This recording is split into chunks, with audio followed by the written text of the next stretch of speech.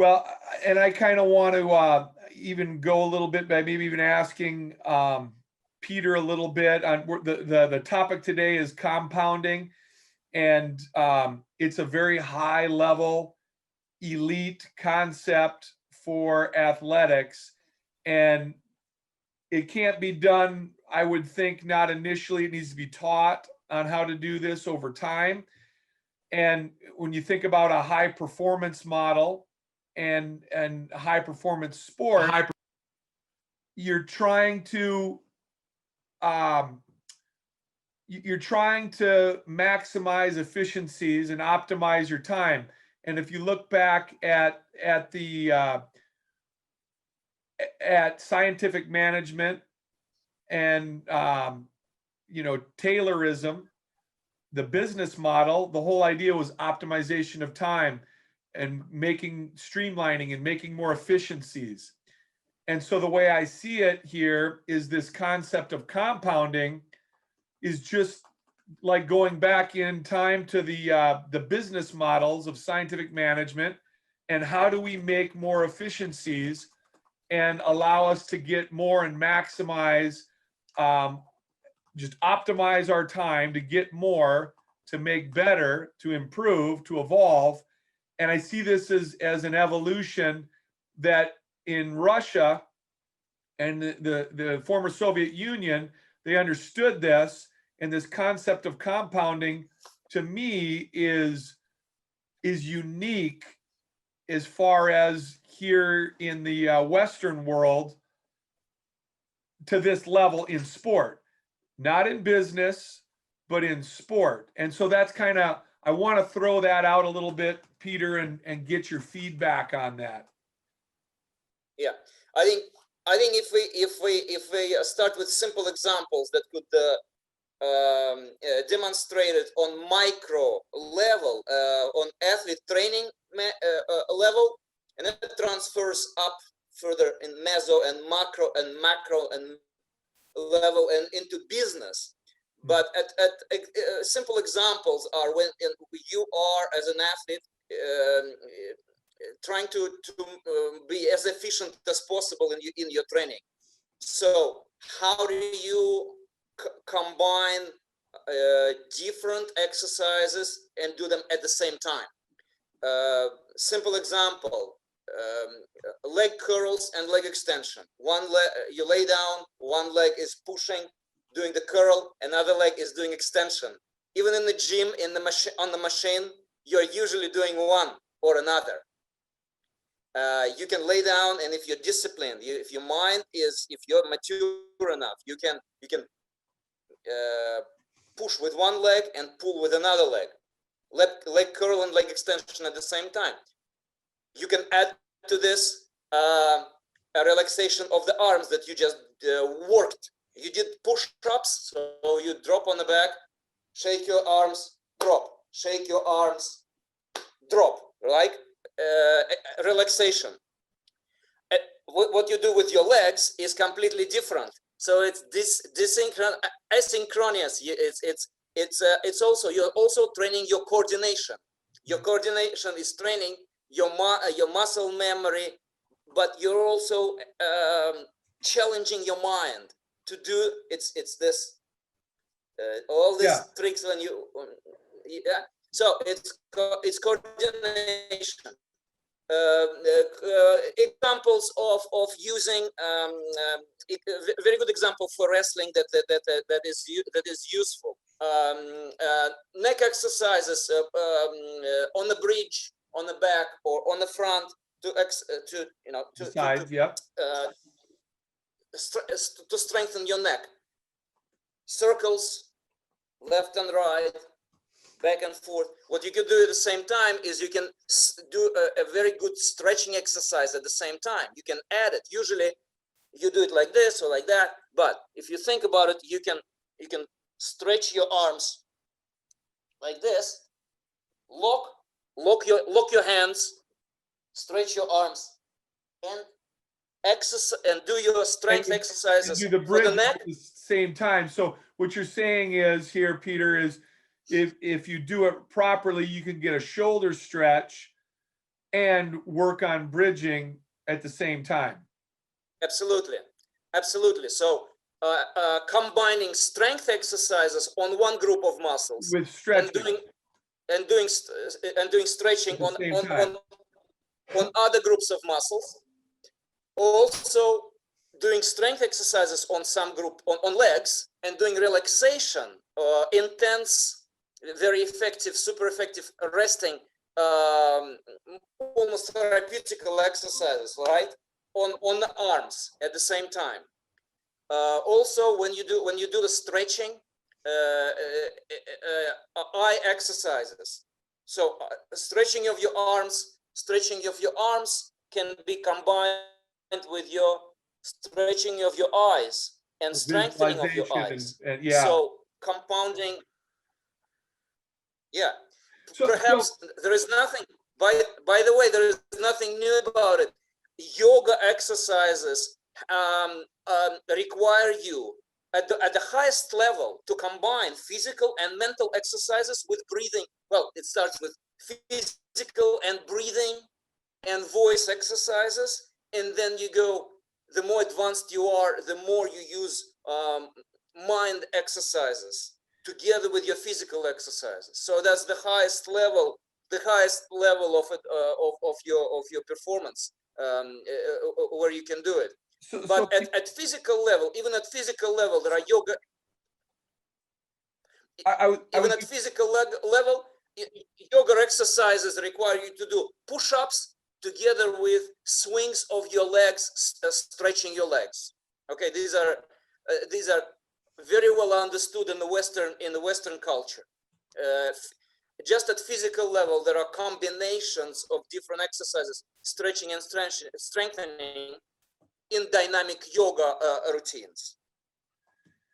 So Peter, and that's a good example of at the smallest micro level of in an individual workout, and you're thinking about maximizing and optimizing your time with, you know, certain things that you can do where you can strengthen your neck and stretch at the same time, you know, get some breathing, visualization. So I kind of broke this down on the compounding on just working with you over the years here and trying to implement things myself as far as a coach with our athletes. And there's different levels, but there's different layers as well of compounding. Like, for example, the concept of compounding can be, how do we start adding on top addendums to our normal training where we're building in more recovery training units? And that's compounding, where people aren't thinking about, okay, we're training very, very hard, but we have to designate and prescribe some workouts, like, for example, the decompression, spinal decompression, and spine strength and health workouts. They're still workouts, but should be added to prevent injury and increase the intensity and training that you can do. And that's compounding. That's adding on top of, in a systemized approach, in a systemized way. And so that's, to me, that was unique, where we're actually plugging in and trying to put in opportune places in a week the ability to recover, to train harder with special training units. And I think that's another example of compounding. Yeah. So I think the most popular amongst sports scientists now, and some of the most challenging thing for conditioning coaches and sport specific coaches, is to do exactly this: is to combine exercises that help athletes to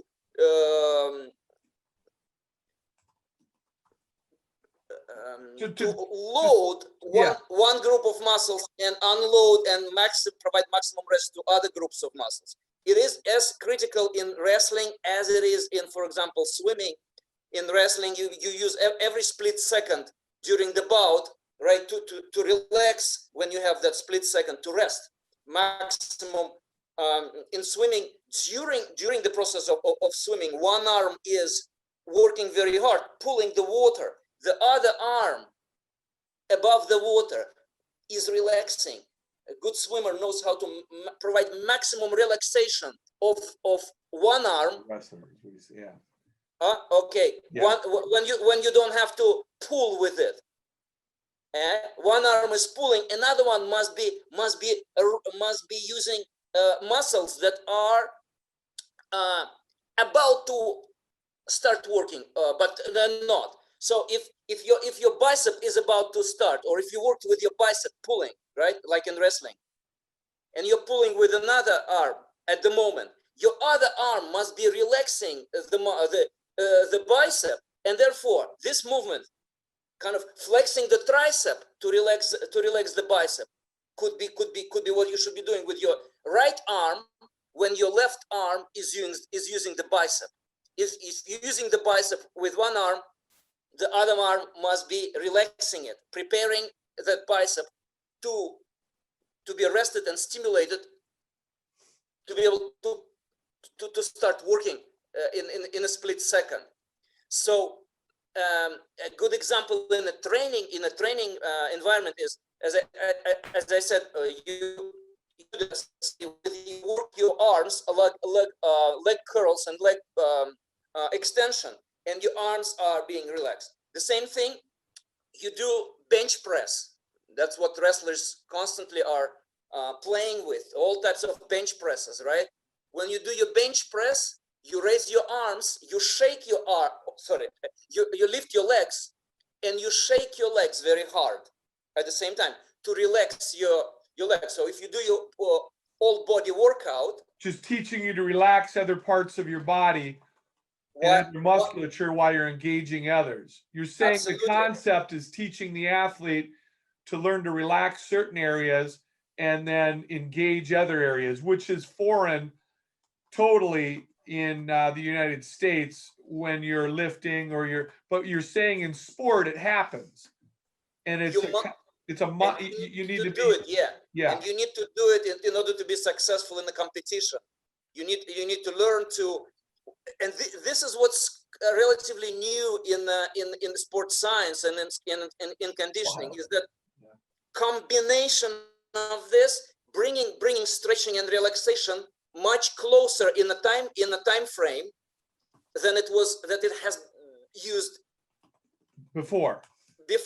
Right now, nobody has been thinking about this until we used recently. to stretch before we have been stretching before we do strength training and after. What the new thing is now is that you try to integrate stretching after each possibly after each exercise. So if you're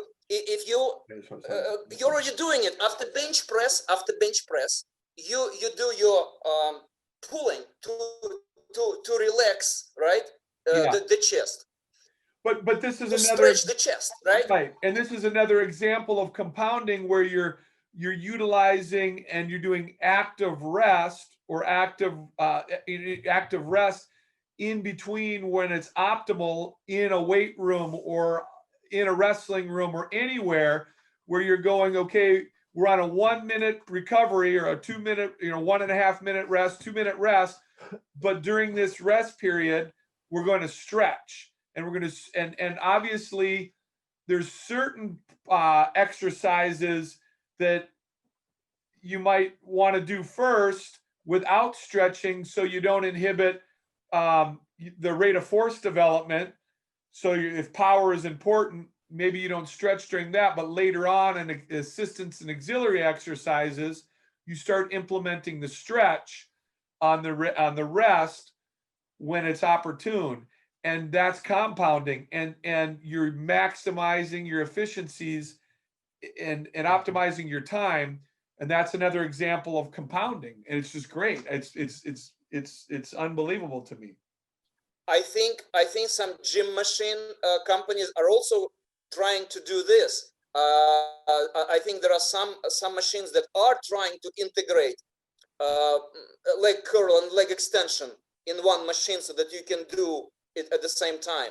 There are machines that are trying to maximize your range of movement, so that together with strength, it's stretching, so that it's a maximum spectrum of your muscle that's involved. So this trend is also at the level of fitness machine business, not only for conditioning coaches and for sport specific coaches. So there are new things that are done at technology, but the paradoxical thing still is that the most advanced ways to compound are still found in the ancient, yoga, Qigong, Tai Chi, ancient fitness programs, and that's where you. Yeah, and I want to talk a little bit about that, because that's also what we're trying to integrate, into, some of the yoga, some of the core strength training in those ancient methodologies, that being plugged in during auxiliary or assistance exercises in training protocols in the recovery period, that's compounding. Some of those movements that come out of the yogas, boom, drop on the floor. We do this for 30 seconds to 1 minute. Now we do this side, 30 seconds, and then we're back on our exercises, and then go in between, boom, boom. And that's what you're talking about. And the breathing. Yeah, and the breathing. And I think this compounding is particularly important for wrestling, as this sport is so the movement during competition Doesn't is stop. so compounded. It's so different. So different movements are almost condensed into this 1 minute, 2 minute, 3 minute bout, where you must be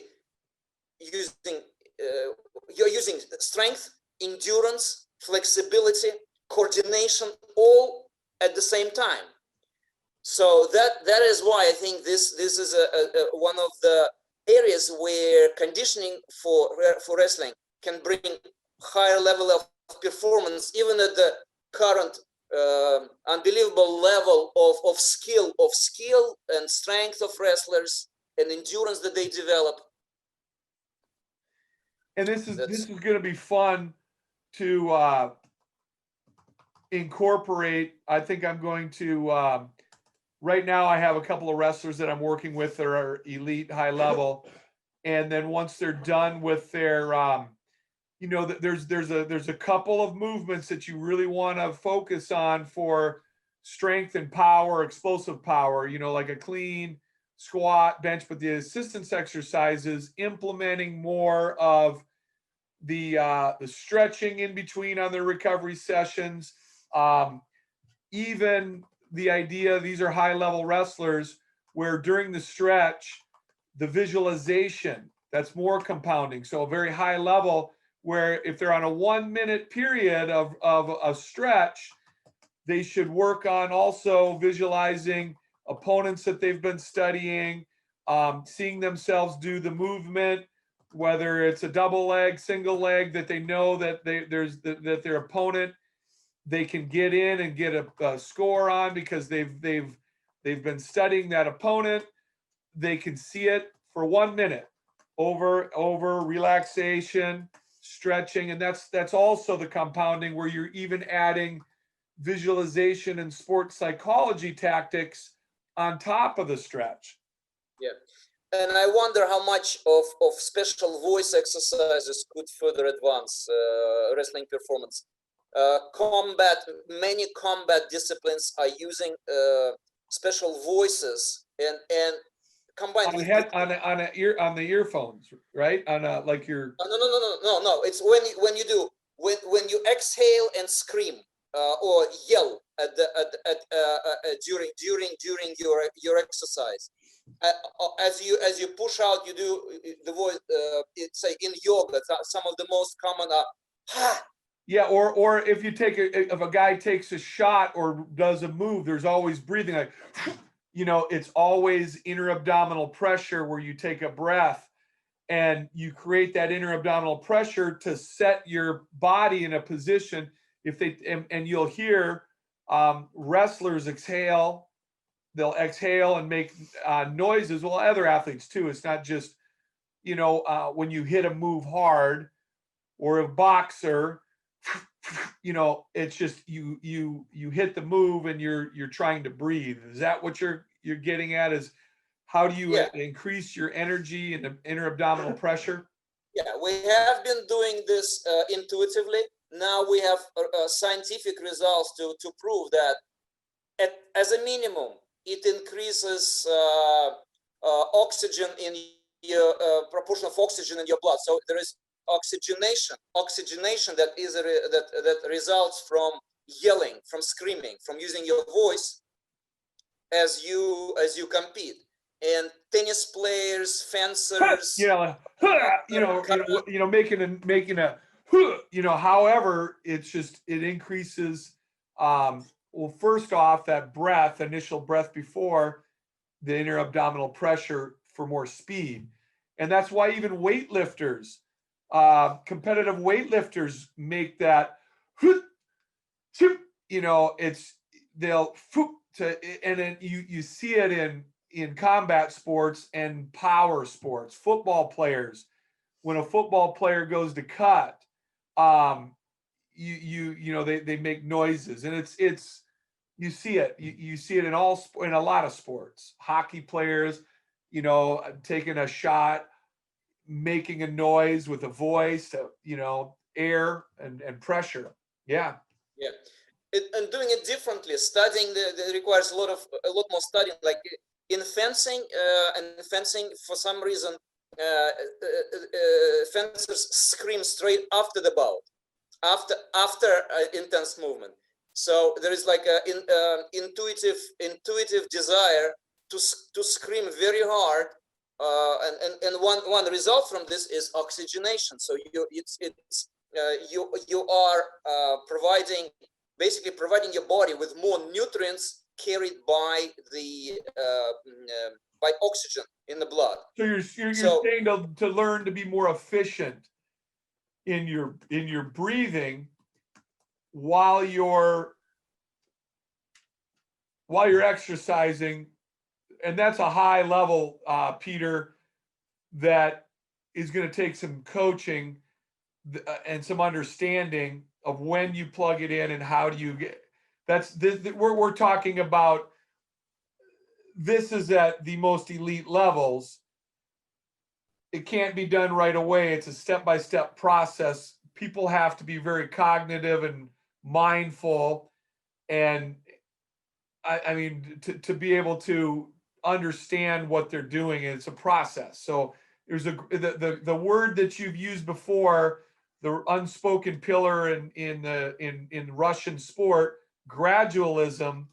There's obviously a gradual approach to how you implement, because you're talking, this is the optimal, with the breathing and the voice. It can't be all done at once. If you read, it's not in the sports conditioning or sports science books yet, but it's in the yoga type of books, where they give you different types of voice exercises, where it's ha, he, hu, he, different types of sounds that you make to stimulate different systems of your body, different parts of your body. So this is something that can be done immediately by coaches as a fringe method. Results of the some studies that saying that screaming helps with oxygenation of the blood, also might not yet be in sports science books. It's something new that we're trying to do. This is definitely Fringe,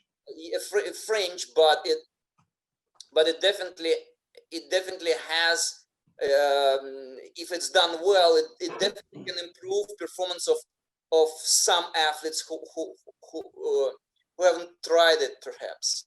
And Peter, what I want to talk a little bit about too is, you know, we'll get a little bit more specific in some of these training units that I think would be very beneficial to wrestlers, all athletes, but what a wrestler does with their body and the constant compression forces of lifting, what they do, you know, being, you know, dropped and thrown onto the mat. There's a lot of compression forces, and the compounding of the training units for decompression, I think, is very, very important. And so some of the different, you know, the hydrotherapy type workouts where it's the swim workouts in a pool where you're concentrating on stretching and control and body control and elongating the spine. Not a very difficult, you're not pushing yourself real hard in the water. It's more of a decompression and a stretch, followed by walking stretches in the pool, and then the different strokes, from, you know, the breaststroke to the, you know, the American crawl. I'm sure you guys called it something different. And then but the different strokes with the stretching combined in the pool as a workout to decompress and get hydrostatic pressure on the joints and reduce fluid and inflammation. This is, to me, incredible. You know, these are designed that you're in competition, you should be doing this. Yeah. And I think we discussed lifting weights in the water, some secret methods that were used by some of the top weightlifters like Alexeyev. Lifting weights in the water is also helping the spine and the knees and the idea of the hydrostatic pressure, so it helps with the inflammation during times of training. And yes, yeah. Coaches at your conference, at NSCA conference, where we discussed it, wrestling coaches came to me saying, okay, yes, we are doing quite a once a week, twice a week, we're doing a pulling session in the gym. So it's very important, obviously, for wrestlers to be able to pull as they throw. So develop muscles in pulling, but also it can be more compounded, more combined with injury prevention exercises, where you rotate stretching and strengthening. So your back extension in a complex that we're doing, back extension with quite heavy weight is rotated with pulling. So you pull and stretch. Pull out your spine. Yeah, you pull the spine, you train your back and your arms, but while you're doing it, you are stretching your spine. One set. Next set that you rotate it with is your back extension. You're strengthening. You're strengthening your long back, long back muscles, and rotating it with stretching these muscles. So strengthening while stretching is what gives you the compounding effect here of a lat pull down, which people don't think about, is if you let the pulley and the mechanical resistance pull, and then you relax your back for a second and your shoulders, you get to stretch. Then you get the strength training, and then 1 second, when you get fully extended, relax your core musculature and your shoulders and let it pull out. And so each rep, you get a stretch and strength training, but you're not staying rigid and tight the whole time. Extend, let it pull. You get traction on your spine, pulls your lumbar vertebrae in that relaxation phase, and then contract. It's the same idea on the back extension. So you have weight on your head. I go down, I let gravity with the weight pull my low back, then set, extend. One second of relaxation allows gravity to pull out, and it's like an adjustment of the spine. and great for the central nervous system, flossing of the spine so that things become aligned. And now the wrestler can have better reaction, hopefully maybe repairing some injuries. But the idea of the central nervous system, signals from the brain going through that spine, and this is important. This is the compounding effect. If you think of things where you would create more efficiencies, you can get the best of both. And that's what this essentially is. And with the yoga, again, the yoga flossing of the spine, so the signals, it's a wonderful concept, but it takes planning, and it has to be done, right sequentially. So I think it's to me, Kyle, I think this is going to be very unique of an article for really any of the readers. I think they're going to be hearing some new things. Compounding, sauna workout, the wrestler, but a different type of sauna workout. You can stretch in the sauna, where you're getting, some there's obviously the hot yoga, the Bikram's yoga. There's benefits there with, and then obviously the athlete wants to maybe cut weight, reduce their weight, using the sauna as when your tissue is warm in there, you can get gains in flexibility. And that's another training unit that that you guys have designed as far as with the Russian athletes.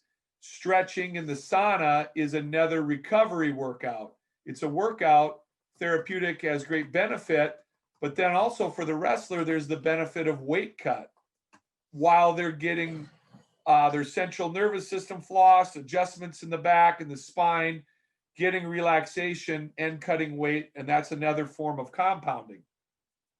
Absolutely. And more frequent use of sauna, experimenting with more and different types of exercises in the sauna, not only stretching, but some of the breathing exercise, some of the maybe a little bit of strength and endurance exercises in the sauna, not in a very high temperature, but in mild temperatures. In North America, most saunas are not as hot as is in Eastern Europe, where it's above 100 degrees Celsius. Here it's more, it's perhaps twice less. So saunas here are much safer for experimenting with different types of exercises in the sauna. And a rotation of sauna and cold, sauna and water, multiple use of sauna and cold water is also another opportunity to better control weight, or find more and better ways for healthier weight control and weight reduction needed before competitions, and also prevention of injuries. As we know that in wrestling, the joint injuries, injuries of practically all key joints, is prevention of these injuries is very important. And doing this while you're in sauna it's possible to combine and integrate more into sauna treatment, including prevention of all joints injuries, and also upper respiratory illnesses and different colds and flus, when you rationally and when you individualize carefully the use of sauna, how many sets of how many minutes you need to measure when you break into sweat, and that could be your key measurement kind of criteria for stopping your sauna treatment. How long do you want to to be sweating in the sauna. 1 minute, very short period, or a bit longer period. Play with this while doing all types of exercises And you're on the top saying, of stretch. and you're saying, Peter, then, so let's say you have a 2-minute stretch period in the sauna. You're saying like go to a cold shower after for a short period and go back in. And this is more efficient for cutting weight because, and what is the mechanism? Is it because the body is trying to now adapt to the cold? So the metabolism kicks in more and then goes to the heat and it kicks in. Is it a metabolic rate that's increasing because of the contrast? And does it make it more efficient for actually for losing weight? So then you come back in, you sweat harder, and then is this why? It may be, but the even more important reason is your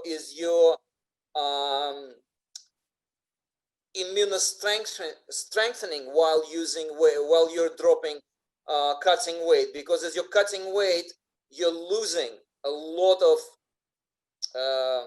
resisting mechanisms. You're weakening your body when you lose weight rapidly. So when you combine it with immunostrengthening procedures like a highly contrasting temperature, immunostrengthening, so you're strengthening the immune system going back and forth. Yeah, it is, yeah. and so it's safer. You're saying it's safer and more effective. Yeah, you should be more immune to any illnesses. If you have one long sauna session, exhausting sauna session, and you lose weight as a result of it, without contrasting temperatures, you're not as immune to the illnesses. After if you don't have the cold shower, cold water after sauna, your pores are open, and the infection could go through this open relaxed pores. When you have cold shower, it's your skin closes. Goes Your back and forth. Interesting. Yeah, your skin closes the pores and closes them. Hopefully, closes them for infection. But you also send your blood inside outside of your body, and that creates an additional compounding effect of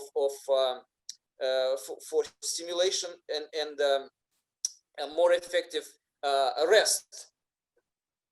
I wish I could bring up some on this. And more effective They're stimulation. illegal, but so one of the unique things about wrestling is you say that, like the weight cutting, but it's the only sport that I can think of where, even boxing, as hard as that is, the contact with another human being is minimal. So if I hit Jed, it's a split second. But if Jed is wrestling me, he can be on top of me constantly. So something you said earlier, like the relaxation. So if I'm shooting in on Jed, another muscle group is being used in a dynamic way all the time, but you have another human being trying to manipulate what you do. So everything is dynamic. Everything's fluid, yeah. Fluid, and you're moving around, and you've also, like you said, I mean, what'd you say there? You're losing weight, so it weakens your body. So you have all of these dynamics, but how is there an exercise or what you saying here where you combine everything, the relaxation? Is that what you're saying as far as the gradualism concept, that you can build in all of those things? Like, I like what Jed said about the visualization between sets. So you're taking all of the time to maximize what you can do during that session. It's not just bench press and then you sit there for a while. You're just sitting there. Is that kind of the concept? So you're doing these exercises, but then you're combining flexibility, visualization, and all of these components into one thing. Yeah, right? and the I think that's exactly what we're saying, Peter. And the even exercises for rate of force development and power development, where it needs a longer recovery period without taxing the system, you can still use visualization tactics in that recovery period, and there's ways to compound utilizing the time in between sets there as well to maximize efficiencies. Yeah, absolutely. Yeah, so basically, in combining in one workout, bringing more in every workout, Yeah. stretching So- and relaxation as close as possible to the strength or endurance training, and taking this concept from yoga, where many exercises are not strength and not endurance, but a combination of strength and endurance and stretching, because it's to the max range of movement, and using the all together with the most advanced technology, using your breathing mask. There are all in the Soviet Union a lot of wrestlers. Actually, they developed this. They developed restricting devices for training. So what you're doing is you are integrating a lot of restrictions into your training routine. You put a mask, you train yourself to breathe. So when you take your mask off during competition, your capacity is increasing. They would wrap their chest with rubber bands to keep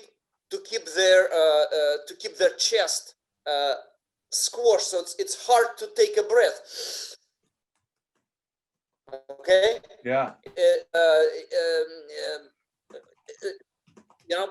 Putting some glasses with holes or with lines on, so that your eyes, so it's hard to see for you, is another way of, you can restrict your vision, you can restrict your breathing, you can restrict your breathing through the nose, you can restrict your breathing by wrapping yourself up with all types of restricting devices. Compression. So that's all this. I mean, would you call that Yeah, restriction training? Is that Restriction. Was that, would you call that restriction training?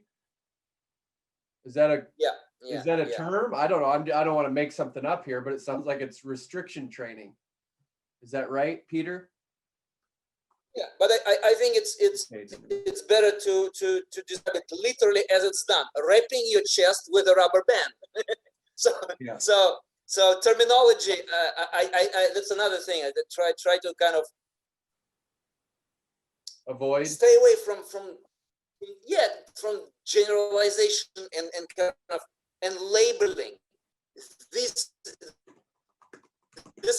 is about we have some framework. This is a method. Endurance, strength, flexibility that we don't understand. Yeah, it's a method, and we don't understand some of the things that are done by as experimental methods. Some of this have been done 3,000 years ago, and we still don't understand the energy flow that Chinese are using to understand and label their exercises to beyond energy flow or flow of energies and body systems that we do not still consider even in our training, in our preparation to competitions, that are considered by some Eastern fitness gurus. And that's why that's what we like to look at is methods, fringe methodologies, and that's exactly right. Those are fringe methodologies that I guess restrictive training or restrictive methods is a way you could label it, but they're just. I think it might be restrictive devices for training, and you name them, masks. There are special masks that we investigated.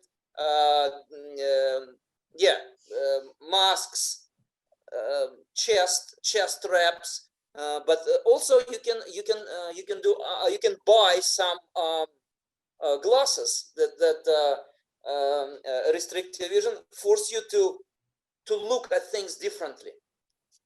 Go more by feel and just barely able to see. Yeah.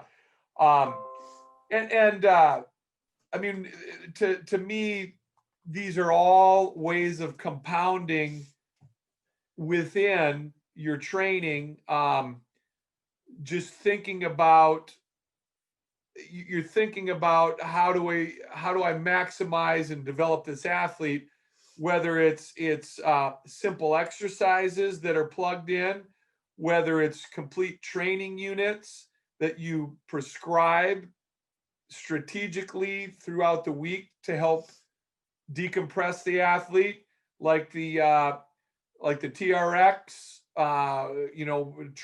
program to decompress, get some general conditioning and core strength training, make the athlete feel better. Again, floss and adjust the spine, the central nervous system is so important for reaction for a wrestler. So, those type of methods, it's compounding on and it's adding to what is already being done with the wrestler with their practices and their training, thinking about, whether it's a sauna stretch routine or a pool stretch routine. And these are workouts that are designed and systemized that have been done for and evolved.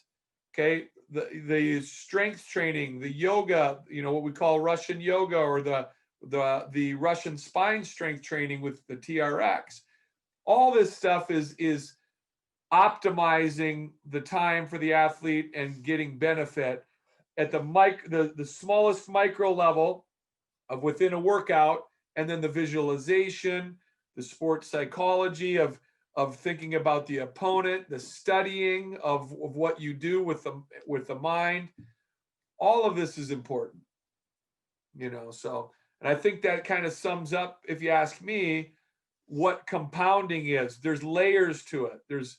It's not just one little, it's thinking about how we look at a week, a month, and how we plug in all of the components to optimize. Is that a good way to sum up compounding? Yeah. And I think to wrap our discussion up with a very simple, again, kind of concept is we relate compounding to our everyday training, our morning exercise that must include some of the strength exercises, endurance exercises, flexibility or stretching exercises, some coordination exercises, some breathing and voice exercises, some contrast temperature for stimulation and immune strengthening as a minimum.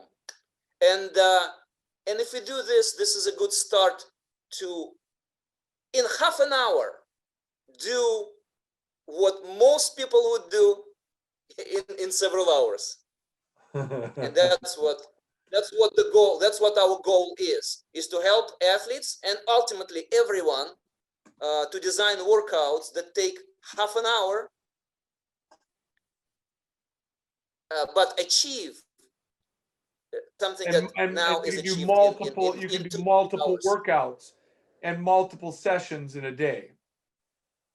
Yeah. So you're breaking it up into, multiple training units in a day. You might do 3 or 4 if you're an elite athlete, 3, 4, 5 sessions, but you're getting much more in those sessions because you're adding more, you're compounding, and you're working on from the sports psychology to the visualization to the stretching to the strength training and you're figuring out how to optimize that session. And it might be, instead of a half an hour, it might be 45 minutes session, hour, could be, but you've got much more in.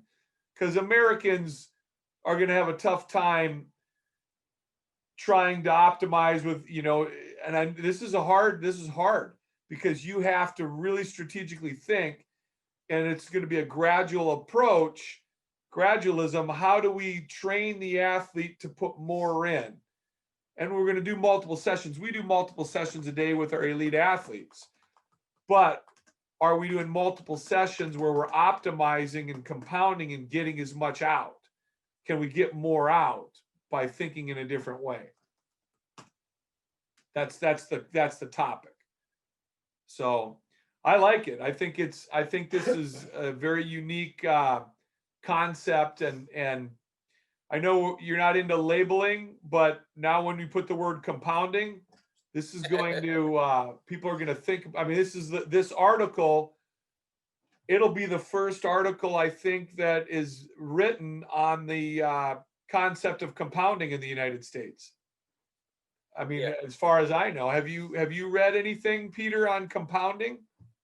Not much at that level of, and not as extensive, not in that level of details. Again, very very simple compounding of like doing a bit of strength Yeah. and strength and stretch at the same time, or strength and well, yoga. Everybody knows Yeah. yoga that integrates it, but I think we're going a little bit beyond here. Yeah, I know this is multiple layers of compounding, and even just thinking about the high performance model in general, like when I started, and what was the goal of scientific management, was this exactly what we're talking about. That's what they tried to optimize in order to create better vehicles in the car factories, initially, and how do we make more money and improve our product, and how do we maximize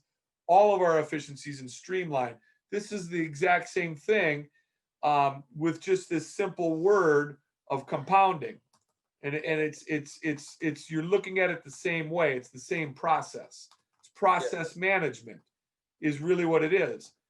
Process management. We're looking at the process and streamlining it and making more efficiencies and getting more. And that's the goal. Yeah.